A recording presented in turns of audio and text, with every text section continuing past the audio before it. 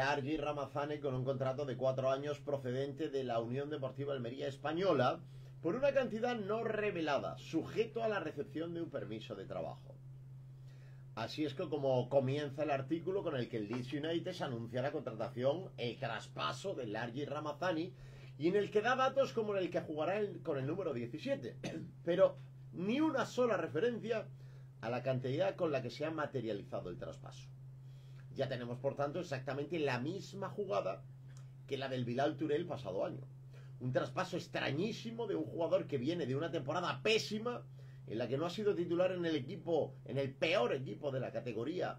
y que ha sido el peor de la historia en primera división durante muchas jornadas, marcando 3 goles en toda la temporada en Liga, media de 37 minutos por partido en dicha competición, y por el que un club inglés de segunda va a pagar entre 11,7 y 7,7 millones de euros según el medio de comunicación al que te quieras creer. Y la pregunta vuelve a ser la misma que el año pasado con el Bilal. ¿Por qué el Leeds no dice nada de esa cantidad? ¿Por qué el club inglés tapa la operación y se niega a hablar de cifras? ¿Por qué su comportamiento es exactamente igual al del Atalanta hace un año? Creo que la respuesta es evidente. Aunque este año la UDA se haya cortado un poquito más en la operación, ya que hace 365 días no tuvo empacho en afirmar que el club italiano había pagado 28 millones de euros por un jugador que había marcado 7 goles, batiendo así su récord histórico de cantidad económica en un traspaso en la entidad rojiblanca. Y hay más preguntas. Me pregunto, por ejemplo, todo esto, ¿para qué? Hombre, me niego a pensar que para un club como la UDA, incapaz de generar patrocinadores válidos para la Liga de Fútbol Profesional y por tanto incapaz también de generar recursos que le ayuden a cuadrar su tope salarial, sea tan fácil elevar las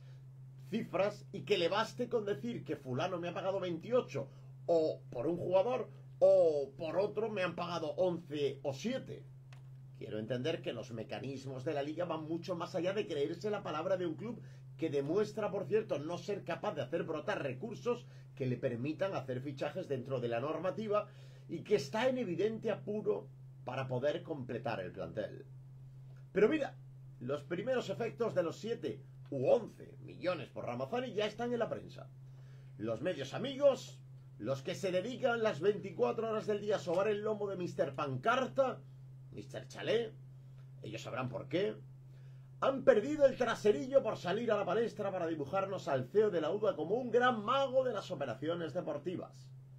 O sea que para estos señores, lanzados a tumba abierta por el desfiladero de la sobada de lomo, Mr. Pancarta, Mr. Chalet,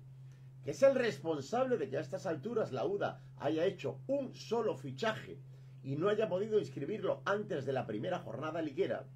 el responsable de que Pubil haya ido y venido de Italia sin concretarse su traspaso, anunciado a los 4 vientos, el responsable del gasto de 52 millones de euros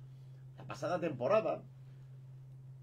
el segundo mayor de primera división, que se han traducido en un descenso virtual en enero y matemático en mayo y que ahora tiene económicamente estrangulado al club,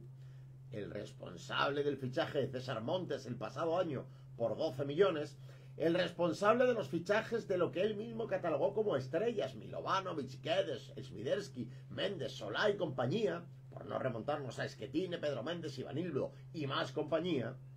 el responsable de tantas y tantas cosas que podríamos llenar un videoblog como este cada día, ahora es un héroe porque ha conseguido desprenderse de un jugador que no ha convencido ni a uno solo de sus entrenadores desde que lo trajeron como si fuera una estrella. Y la realidad es que la venta, aunque esos medios amigos se empeñen en anunciarla por 11 millones, solo con leer la letra pequeña queda claro que se concreta en 7 más variables, siempre y cuando se crea uno lo que dice la UDA y no preste atención a la negativa a confirmarlo por parte del Leeds, la misma negativa que el año pasado en el caso del Atalanta. Y para terminar, solo una pregunta más.